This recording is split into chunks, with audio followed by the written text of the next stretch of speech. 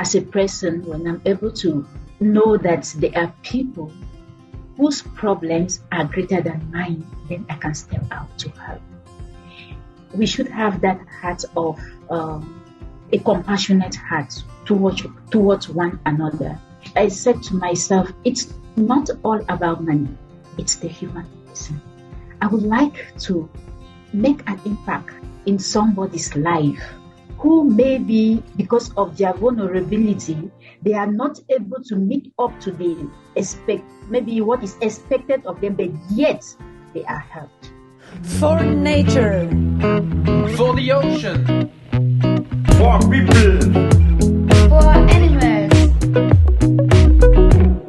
Hello, lovely Sanusplanet community. It's amazing that you all are here today. And as you can see, we have a really special guest today. I'm really, really thankful to Sister Alega that you have taken your day off time for me today to answer some questions for this podcast.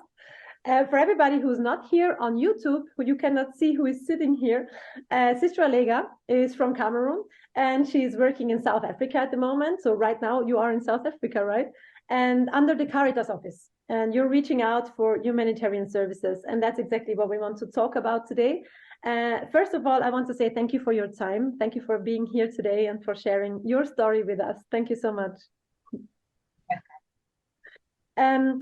I know, Caritas is a very big organization in total that is focusing on different aspects of human rights, like, for example, also education, health, food, rent, accommodation, jobs, clothes, and so on. And we also have Caritas here in my home. People here know Caritas. And I share the core values of Caritas, definitely. I mean, the core values I saw, they are respect for human dignity, option for the poor, love, equality, generosity, harmony. All of these things, they are so important. And I want to start this podcast with one thing that I already learned from you. That was really, really amazing, I have to say. I had to postpone our interview twice. We wanted to make this interview about 2 weeks ago, and I had to postpone it twice, which is not so typical for me. But the last 2 weeks have been some things that made it not happen for me, that I did not find the time, and I had always to postpone. Like things like my some technical stuff was broken, my computer, my hard drive. Then I got a bit sick, and all of these things. And sometimes we focus on this, and I was so sorry to postpone it, and I felt like, I have to postpone it again, and I don't want that. And we focus sometimes on so small things and make a problem out of it where there is no problem. I mean, I did not make a big story out of it, but I felt sorry because you took your time and put it in your calendar, and I couldn't and had to postpone. In the end, what I really want to share here is we make sometimes out of small things a huge thing, which is really not necessary. And there are so many things in this world which are really going wrong. So to have my computer broken or to be a bit sick, that's nothing against what you are facing every single day. That's what I want to share here. We should learn, and we are allowed to learn so much from people that are really in situations that are really, really hard and still struggle through life, but still get through life with a smile. And you're smiling all the time, like I saw it last time when I met you already. You have such a beautiful smile. So I would tell to all the listeners, please go to YouTube and check out this beautiful smile. And I want to introduce you now, or I let you introduce yourself, because I know you have seen a lot in this world. I want to share your story. I want to give you this platform to share a little bit about what people are facing in places of this world that we sometimes in Western Europe have no idea about. So first of all, welcome. And can you please a little bit introduce yourself? Who are you? And what are you working on at the moment? Make a small introduction of you. Okay. Thank you so much, Sister Maggie. It's a pleasure meeting you here on this platform. I'm called Sister Aleghakeze Noi from Cameroon originally. I am a missionary sister of the Sisters of the Holy Rosary, and I work here in South Africa in the Caritas office. And our main work, as you have mentioned, is humanitarian service. When we talk of humanitarian service, meeting the people, the poor people, vulnerable people at different stages to reach out to them and support them, encourage them, that their difficulties are our difficulties.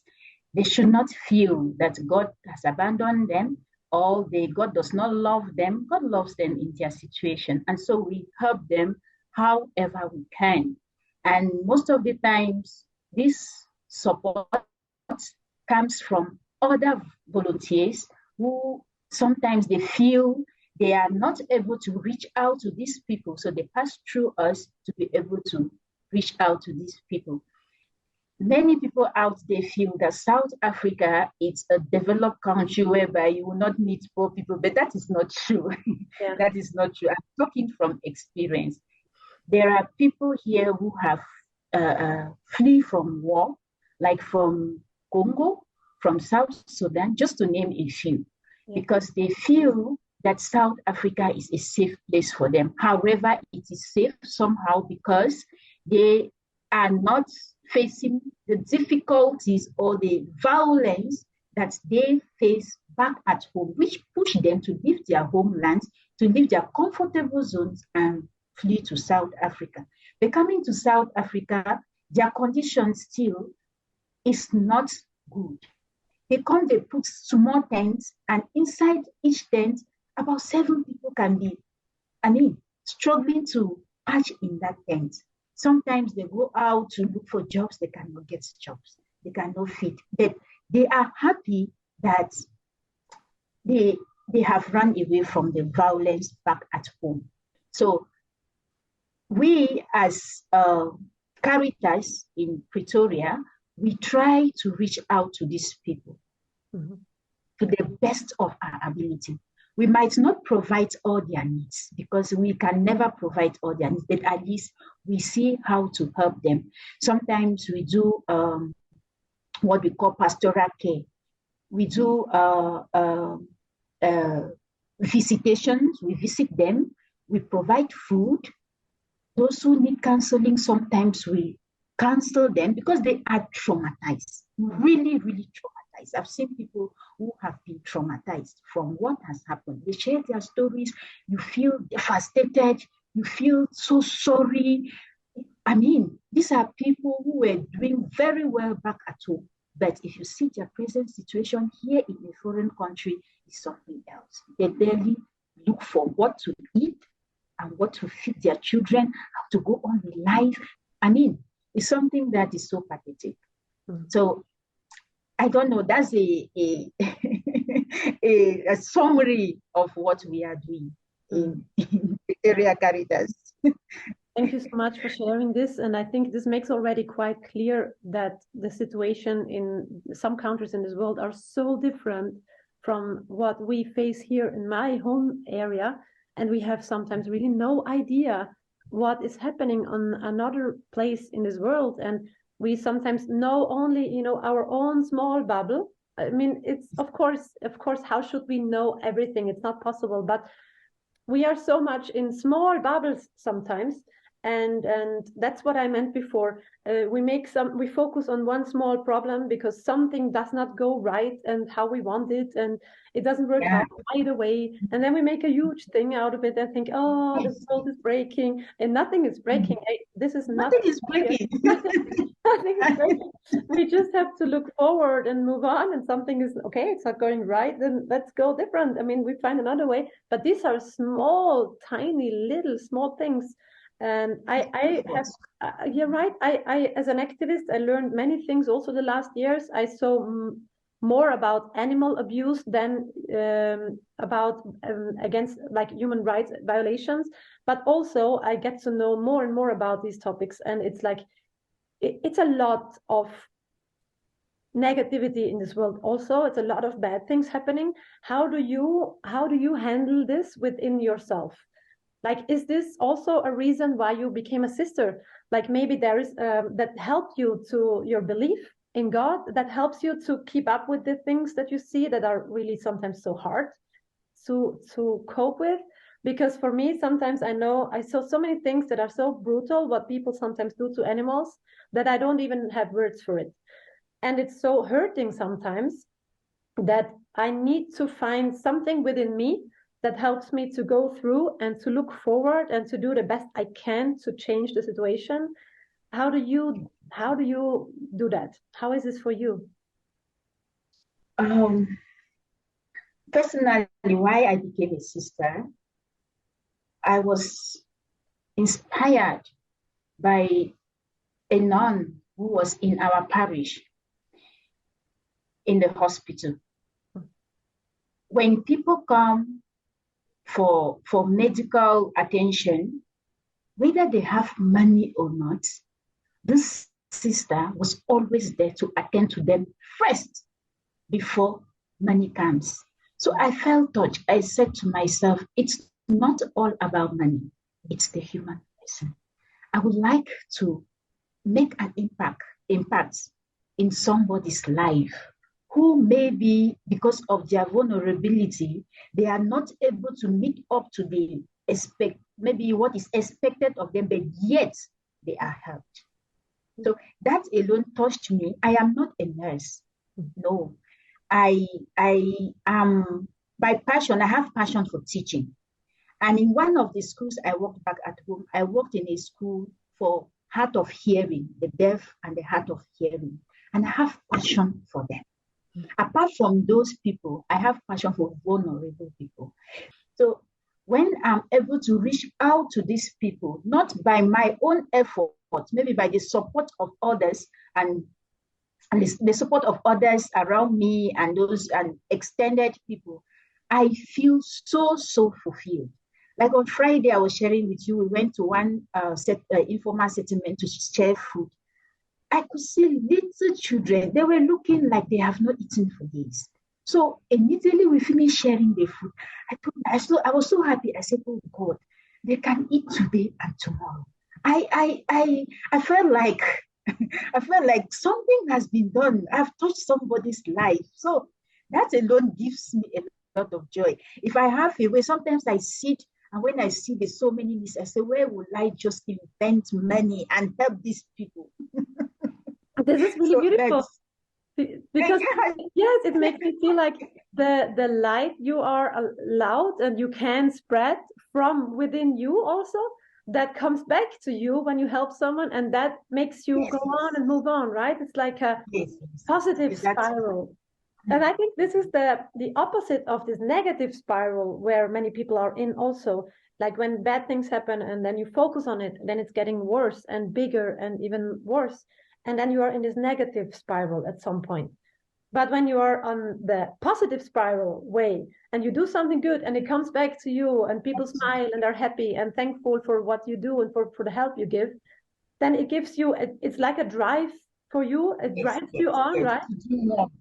And you want to do more. When you do something good, you want to do more good. I love that. That's really amazing. I think that is also why when people start to act for this world in their own way, if it's for animal rights, for human rights, if it's for the ocean, for nature, when they start to do that, and when they focus on what they can achieve and what they have done today, what was good, then they really want to do more of it. And that is helping the whole world. And I love that. So beautiful. Yeah, it's good. You mentioned something about animals. It's true, many animals are neglected. When I came here, I noticed there is a cat. There's a black cat, very beautiful. It wanders around, and I don't know where it has come from. So each time I see it come around, I look for something and give. And a day does not go by without that cat coming here. So it knows I can feed from there. So it comes all the time. And I always something for it. And once it eats, it goes away. I will not see it until when it's hungry, it comes back. So I don't even know where it's coming from. So I'm like, this cat is happy that it's being fed. So and I feel happy that it's happy. So when it comes and it's hungry, I give food, it eats and it goes away. So animals are neglected. And this is nature. You know, this is nature. And we are out to also care for nature. Laudato Si, we have to care for nature.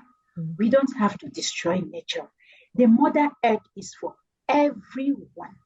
Everyone, every created thing should find home here on earth. But sometimes the attitude we show towards these created things can sometimes be disheartening. Things are just killed anyhow. Small animals are destroyed. They don't have the right, but they have the right to live on earth because it's a common home for all of us. I pray people will be able to learn to take care of nature. Nature, every created thing God has created is good. It's good, and it has the right to live on earth as well as you and I. Yeah, this is a good saying, Sister Alega. Thank you so much. I love it. Yes, You're welcome. yes, so beautiful. Well, have you always already worked for the Caritas, under the Caritas organization, or did you help volunteer or help or work for other organizations before? I've never worked for any organization before, except my congregation. Except my congregation. And working in my congregation, there were some other organizations that were supporting us. Like there's an organization called Lillian Foundation. I don't know if you have heard of that organization. They used to help us to sponsor the hard of hearing children, the deaf children who have been neglected by the community, and some communities see them as witches and wizards. So when we gather these children, we look for funding to be able to sponsor them in school. Majority of them have graduated from the secondary school and they are in the tertiary level. So that is one of the organizations that I really partner with, which was supporting. So working for an organization, I have not worked for any organization before. I think this is my first time working for Caritas for the diocese. Can you explain a little bit how your daily routine, your daily day would look like? I mean, what are you all doing? Do you go to the people, you go to the places where refugees are, you go to places where you know there are people that really are in need? How does it work more or less? Okay. First of all, we moved from parish to parish when we started to create Caritas, because we have to learn to give. That is the intention behind it. So each parish, we have 82 parishes. We have gone up to maybe 28 or 29 or 28 parishes that we have created Caritas. And creating this Caritas, we try to educate the people that the aim of this group is to reach out to the poor people in your parish, except that you are not able to really reach out to them if the number is big. Then now we can come in. So after doing that, we are still in the process because the archdiocese is really, really big. So after that, like we work on Tuesdays, we work on Wednesdays and Thursdays in the office. On Tuesday, we come together to write our reports. If we have gone to the field and all of that, we come together to write the reports and to make plans, to visit the parishes, to make contacts, all those we put in place. That is paperwork, as I will say. Then on Thursdays, we have what we call support groups. These women, we have put them in groups. Sometimes just bringing them together and giving them educative talks, even to encourage them, allow them to share their stories. It helps them, it brightens their lives. It helps them to feel that I am not the only person in this situation. There is somebody also going through this, and this is how the person is managing it. Yeah. You get the point. So on that Wednesday, we work with the women. We share with them. We help them to release their trauma. I mean, for them to I don't know if you really understand what I'm trying to say.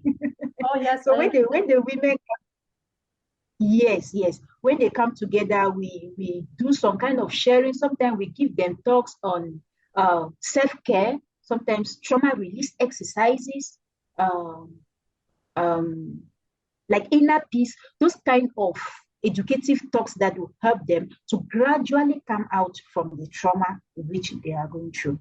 Then on Fridays, we mostly go out to the field to meet the people and then maybe distribute whatever we have. Yeah, that is the summary of the program for now. Then other things come in, maybe meetings and which are very real. It's not a routine, but this is our routine. It sounds like a good program, because especially also the trauma release.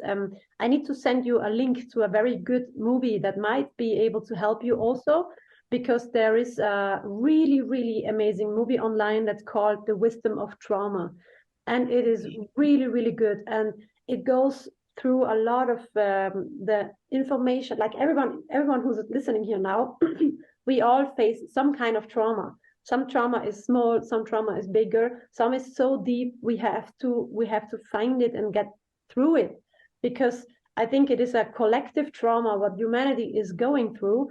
We did not go through that yet, and we have to get out on the other side from this, and to leave things behind, and to let them, and to learn from it as well. And I think it's very important. I will send that to you later, and everybody who's listening, check out the movie, The Wisdom of Trauma. It's a very, very good movie. And thank you so much. It sounds like a very good program. Very good.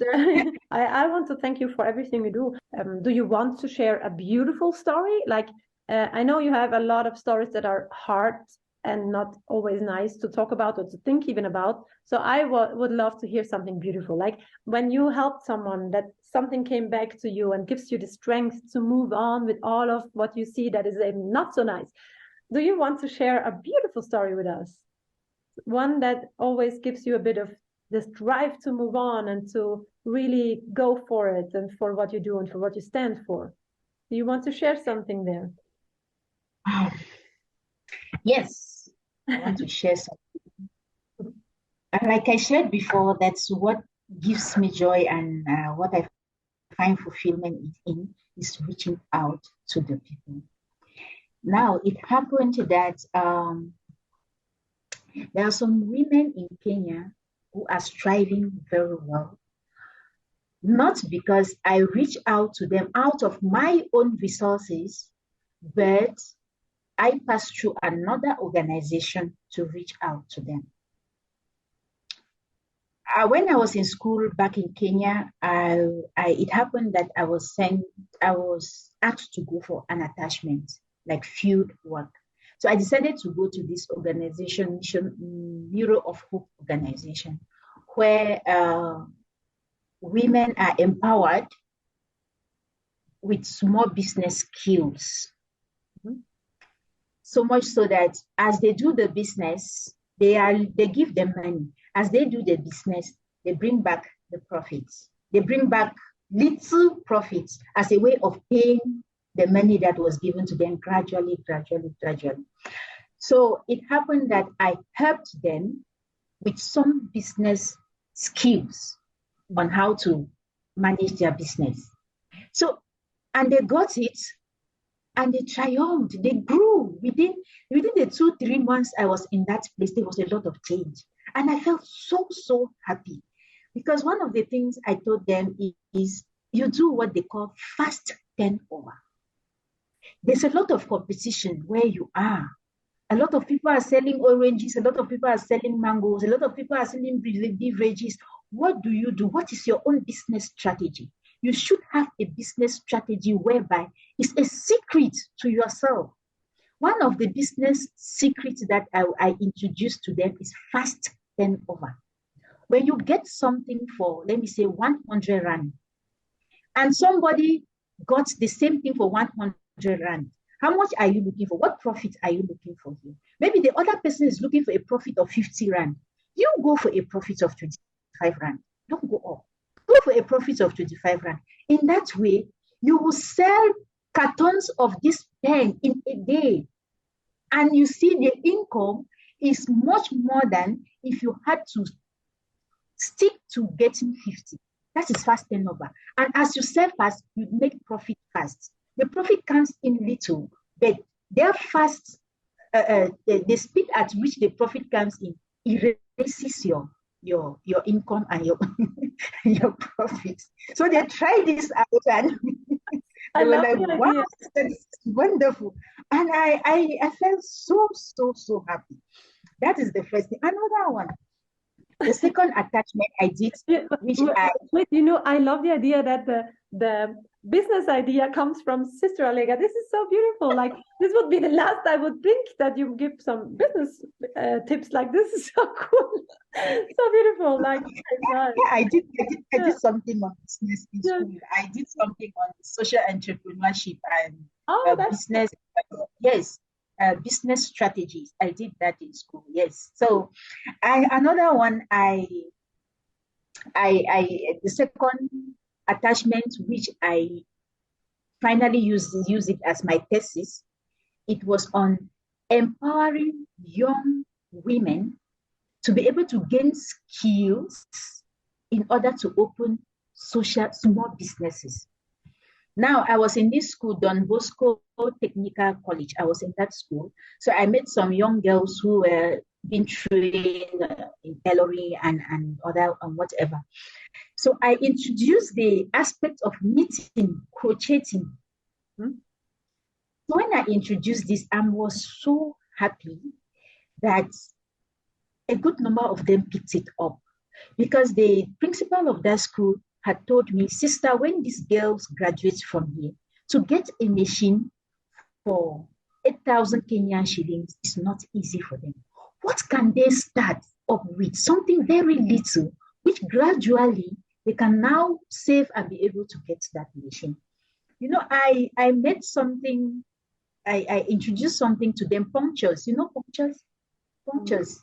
It's just that I cannot get up from here. I would have brought one to show you.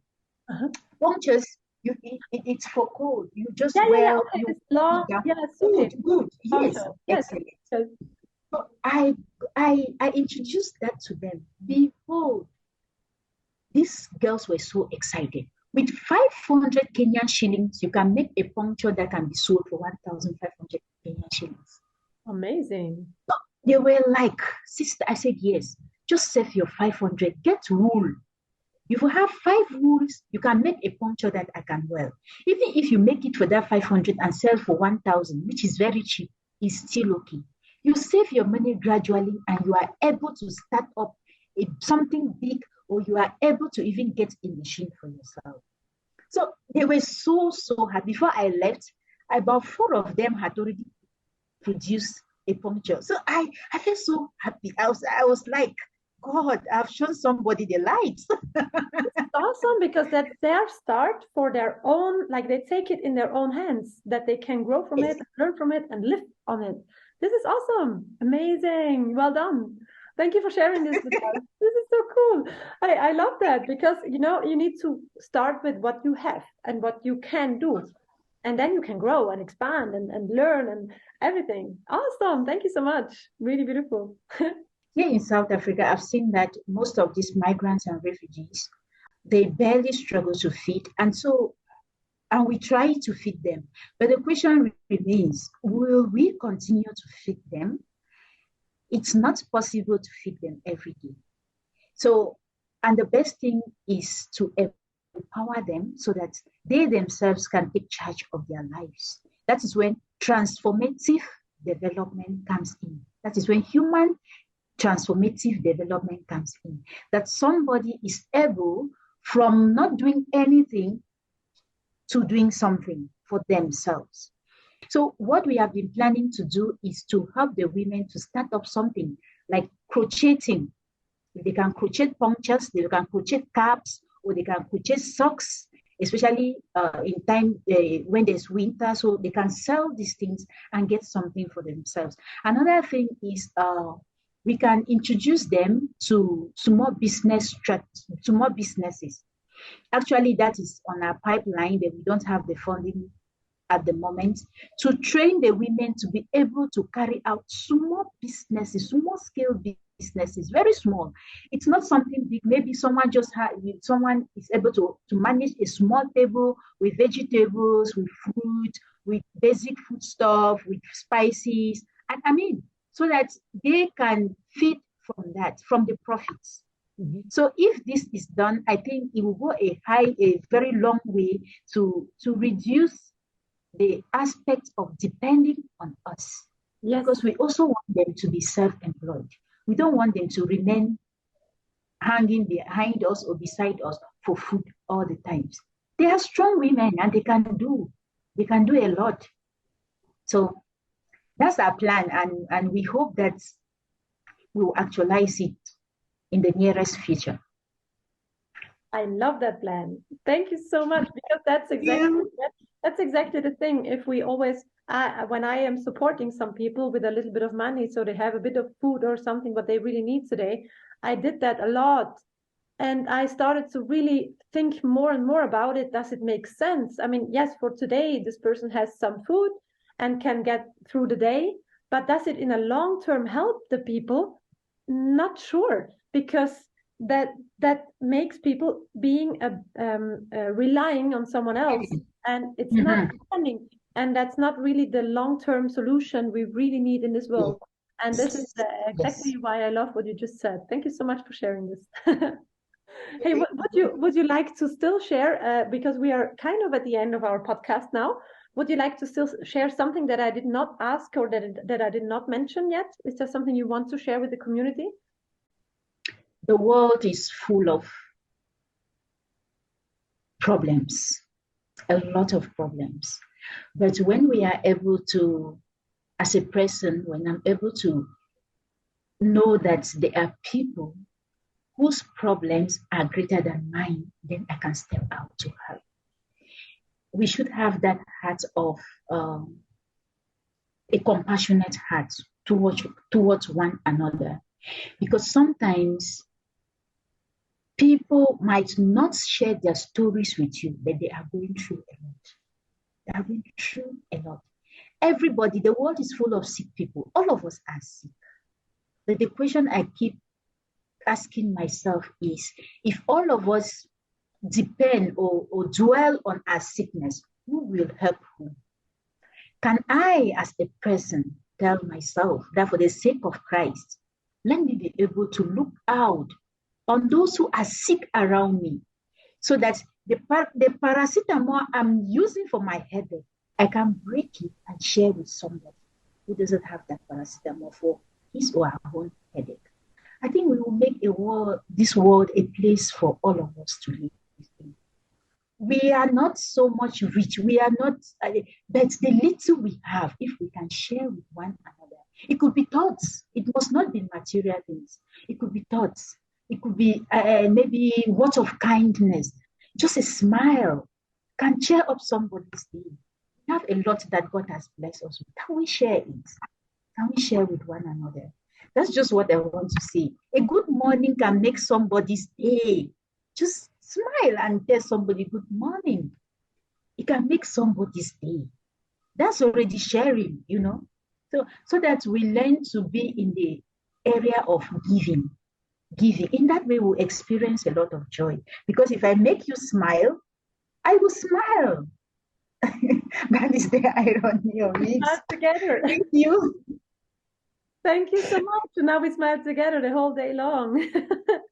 Thank you so much, Sister Alega. I hope that, I'm pretty sure that everybody learned so much here, because I learned a lot, and I have seen a lot of things, but I always learn so much from the different perspectives and different views and different way of doing things. And this is so beautiful. So thank you so much for your time and for your knowledge, for sharing this with us. And I wish you all the best. And everyone who wants to support you and your organization, you and your the work that you are doing there, how can they reach out to you?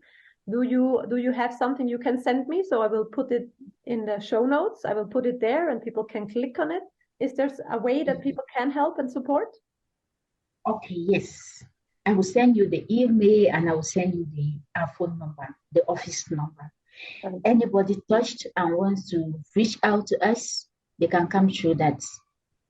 Amazing. So everybody who listened to that today, please reach out, help where you can, and share what you can share. And this is, I think, one of the big messages today. Thank you so much for your time.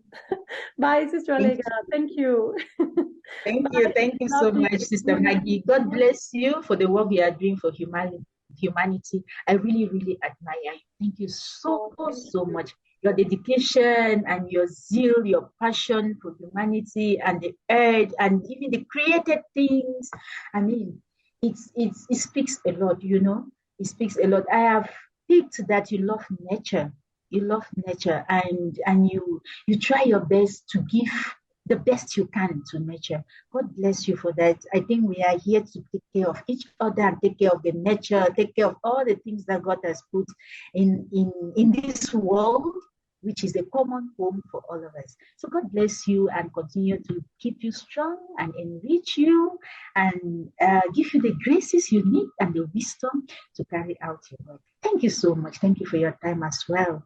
I really, really, really appreciate you. Thank you. Thank you. Bye to everybody who was listening today. Bye.